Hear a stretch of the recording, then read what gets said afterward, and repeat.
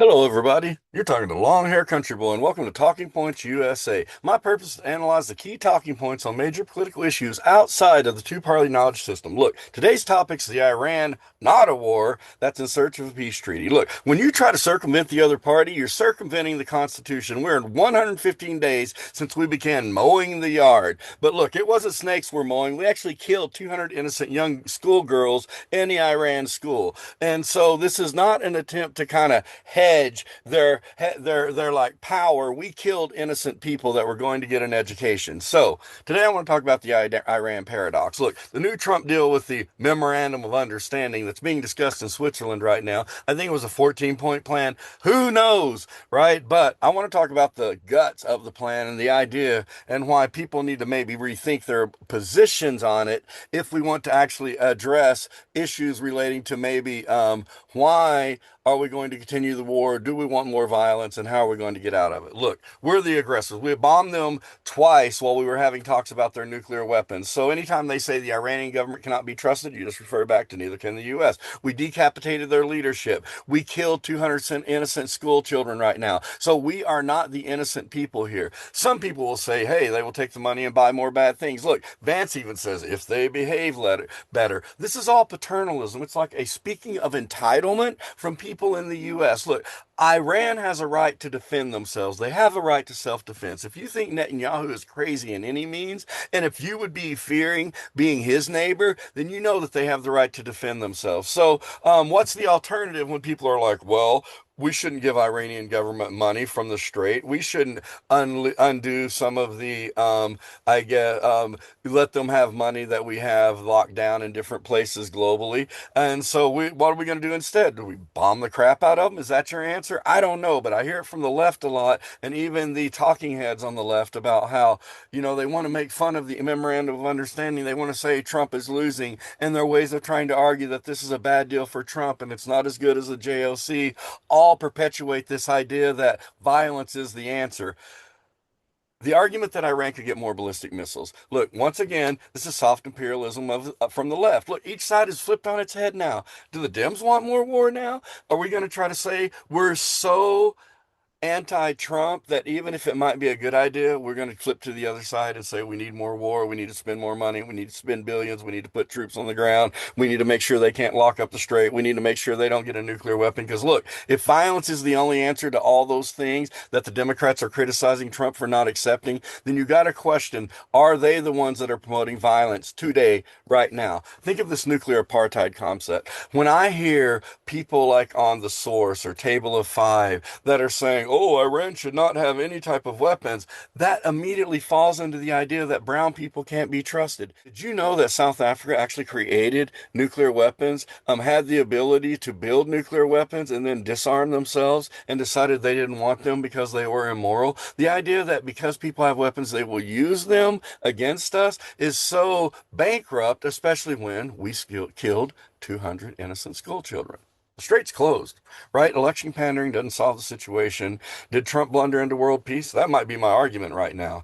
Iran will always maintain control of the Strait of Hormuz from now on. And remember originally when we said only 20% of our oil goes through the Strait of Hormuz. And then that becomes the question of why would we risk boots on the ground? Because we want to be militaristic or because we want to prove Trump is wrong? Because we don't disagree with Trump? Like, we've got to have some good reasons on why we should go back to war and do more bombing, because to leverage criticism of the memorandum of understanding that Vance is doing right now, and your answer is violence, then I think you need to check yourself. What's the future trajectory? Think of it this way. Yeah, the strait was open and we had constant war.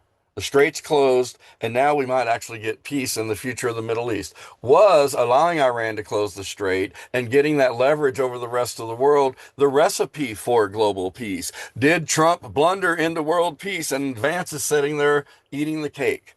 If you say they will always fight and they have a mentality that's going to guarantee war and violence in the future, then you are a warmonger. When I hear people go, well, Iran shouldn't have ballistic missiles, really? In the face of Netanyahu? That's crazy talk, right? Look, as a father of three, I don't want to accept this. I don't want to accept violence as the only answer in the future. We'll talk about the elections. Everybody wants to go back to the elections. Look, I'll give you a warning. This could benefit the Republicans. If Congress were to vote right now, the Democrats would be outed because they would still come and support more military action. They would have to support the actual money that's going into the strait, that's going into the military, the Strait of Hormuz. And also remember, the people in Congress, the Democrats have already played a part in approving these budgets for years, right? It's been bipartisan for years. And so they're not going to get much leverage in a militaristic society on our president was militaristic. We try to think that way, but that's why we got to look for gas prices. But what if they stabilize? What if U.S. energy and big ag companies make huge profits? Did you remember when we went and kidnapped the leaders of Venezuela and then we took over their oil production in their country functionally as a proxy country now? And now we went to China. Trump went to China and he made a deal to give them a lot of food. That helps the big ag companies. If you do your AI search and you realize that, oops, you know what? This was intentional all along. We don't want the strait open. If the strait stays closed, it benefits us.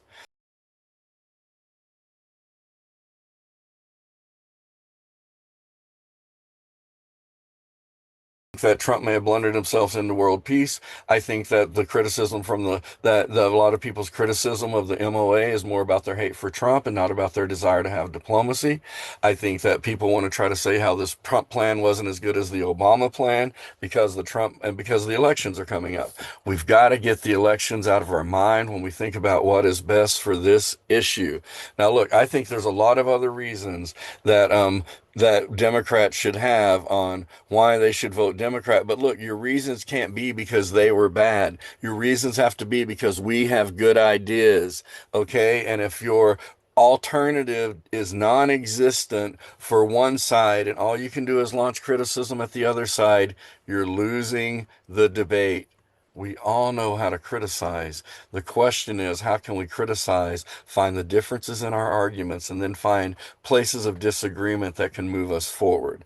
And right now, I don't see the left and the talking heads in, say, for example, CNN, MS Now, MSNBC. I don't see them as offering the alternatives. I think that their alternative and the way that they talk about the solution is more war.